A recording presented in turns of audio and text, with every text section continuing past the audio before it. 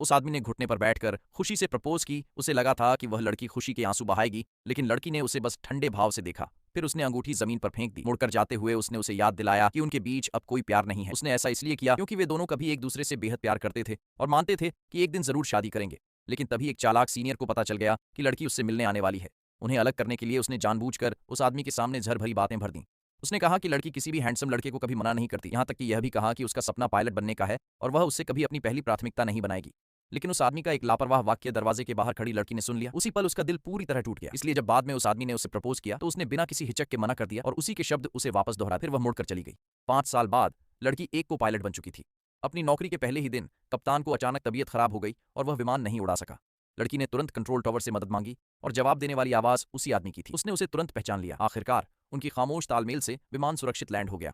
इसके बाद लड़की ने दिखाने की कोशिश की कि इस मुलाकात का उस पर कोई असर नहीं पड़ा, लेकिन वह नहीं जानती थी कि आदमी अब अपने बेचैन दिल को रोक नहीं पा रहा था। उस रात जश्न के डिनर में लड़की ने देखा कि वह आदमी भी वहां आ गया है। उसने जाने का बहाना बनाया, लेकिन आदमी ने उसे रोक लिया।